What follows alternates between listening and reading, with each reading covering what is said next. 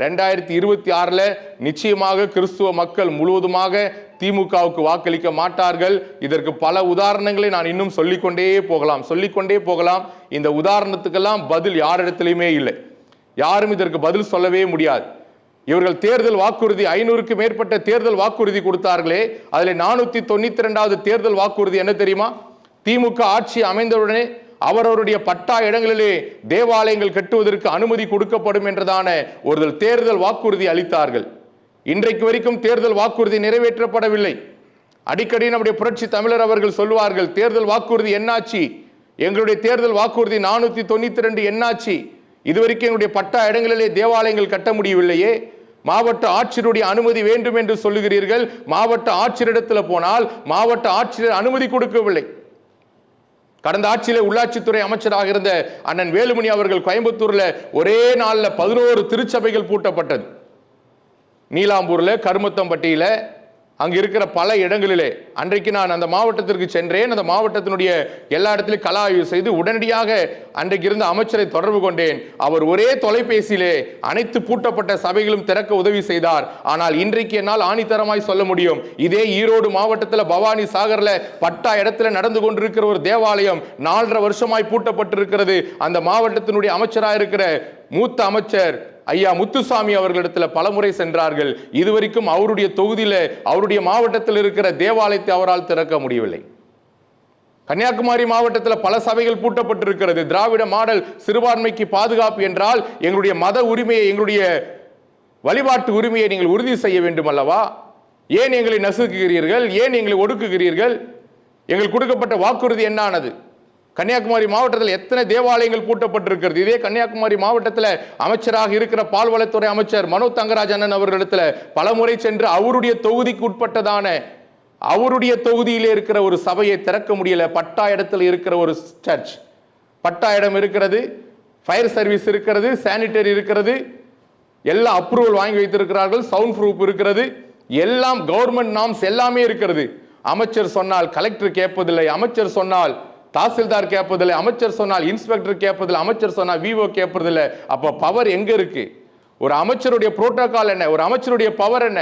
சிறுபான்மை மக்களை பாதுகாக்கக்கூடிய நீங்கள் இன்னைக்கு தமிழ்நாட்டில் எத்தனை தேவாலயங்களுக்கு உங்களால் இன்னும் அனுமதி கொடுக்க முடியவில்லை?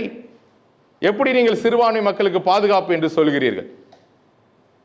இன்னைக்கு தமிழ்நாட்டில் எத்தனை இடத்துல நீங்க கல்லறைக்கு இடம் கொடுத்திருக்கிறீர்கள்? கல்லறை கொடுக்க முடிந்ததா உங்களால்? கொடுக்க முடியலையே. ஒட்டுமொத்தமாய் போன முறை சட்டசபையில் ஒரு மசோதா நிறைவேறுகிறது. 1,01,30,00,000 ரூபாய் கல்லறைக்கு என்று ஒதுக்குறீர்கள். தமிழ்நாட்டில் 38 மாவட்டத்தில் 1 கோடியில் இடம் வாங்க முடியுமா? ஒரு ஊர்ல வாங்க முடியாது. தேவாலயம் புனரமைப்பதற்காக 6 கோடியை சில்லறை நீங்க நிதி ஒதுக்குறீர்களே. தமிழ்நாட்டில் எத்தனை தேவாலயங்கள் இருக்கிறது? அந்த 6 கோடி தேவாலயத்தில் வெறும் 4 தேவாலயத்துக்கு தான் அது நிதி ஒதுக்கப்பட்டது. இதையெல்லாம் நாங்கள் எடுத்து பேசினால் நாங்கள் அதிமுக பாஜக கைக்கூலி என்று சொல்லுகிறார்கள். இதையெல்லாம் விளக்கத்துக்கு பொது மேடையில் பேச விவாதிக்கிறதுக்கு அழைத்தாலும் வரமாட்டேன்றாங்க. நாங்களே அதுமே எழுதி வச்செல்லாம் பேசலை. ஏன்னால் இதெல்லாம் எங்களுடைய உள்ளத்தினுடைய குமுறல்கள். இன்னும் அநேக பிரச்சனைகள் நாங்கள் வெளியிலே கொண்டு வர முடியும். அநேக காரியங்களை நாங்கள் வெளியே பேசுவதற்கு இன்னைக்கு ஆயத்தமாகிவிட்டோம். அன்பு என்னுடைய ஆங்கர் அவங்க சொன்னாங்க, 4 செவத்துக்குள்ள நாங்க பைபிள் எடுத்து பிரசங்கம் பண்ணவங்க இன்னைக்கு வெளியில வர வேண்டிய சூழ்நிலைக்கு வந்துட்டோம். அது ஏன் வந்திருக்கிறோம் என்றால், நிச்சயமாக எங்களுக்கு நீதி நிலைநாட்டப்படும். அண்ணன் புரட்சி தமிழர் எடப்பாடியார் வந்தார், எங்களுடைய பிரச்சனையெல்லாம் மறுபடியும் தீரும் என்ற ஒரே ஒரு கண்ணோட்டத்தில் தான் நாங்கள் எல்லாம் ஒட்டுமொத்தமா இன்றைக்கு எங்கள் பார்வையெல்லாம் மாறி இருக்கிறது. நாங்கள் கேட்பது என்ன கேட்கிறோம்? பதவியா, பணமா? இல்லை. எங்களுக்கு தேவை எங்களுடைய சுதந்திரம், மத சுதந்திரம். எங்களை உரிமையோடு வழிபாடு செய்ய விடுங்கள்.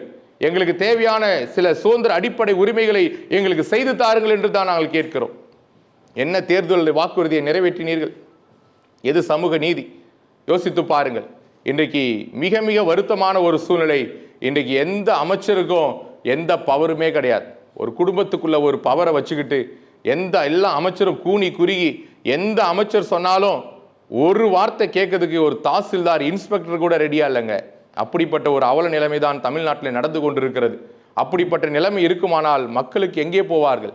மக்களுடைய பிரச்சனைக்கு யார்கிட்டே போய் சொல்லுவார்கள்?